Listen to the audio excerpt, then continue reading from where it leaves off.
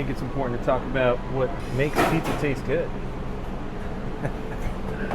So what I have here are 4 different dough balls, and you can see already that they look a little bit different. So today I'm going to make a pizza with each one of these, and we're going to see how it affects the crust and the flavor. It's going to illustrate why co-fermentation is a good thing. You can't cheat time. This is dough that was made recently. We always try to stick with at least 24-hour dough for the longest time. And I just don't think that was enough, so we went to 48, and it still doesn't really have that air in there, that proofing that we're looking for. Still a little bit tight.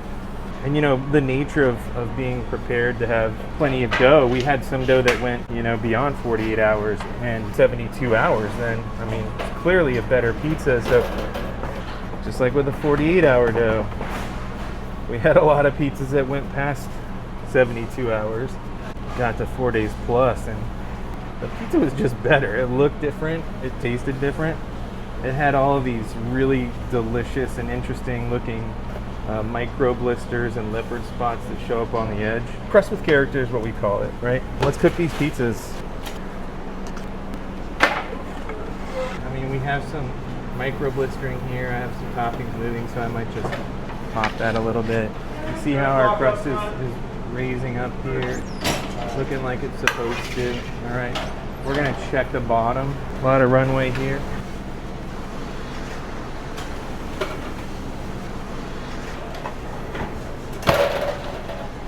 Okay, so we have some examples here. So look at it. So you can see on this pizza right here, this is our super young dough. You know, the heat of the oven is going to give us some of this leoparding, but there isn't any of that micro blistering, none of that crisp that we're really looking for. Here is the 2 days. We have maybe a little more action to it, a little more oven spring. Some micro blistering you see there starting to form. Not a lot of action there. Not really fun. Here at 3 days, you know, you can see that blistering improving. You see a lot more variance in the color, a little more character. And when you get into this phase here with the 4 days and you start to see these little blisters popping up, and then like the pronounced leoparding that you get, and then oven spring and raise that you get compared to some of these other examples, right? That's really where it becomes fun to eat. And I mean, now we're consistently getting these type of results, right? Because that time that you give the dough to age and ferment is really what makes the excitement here and that character. So I want to open a box and know when I see it that it's a Flipper's pizza.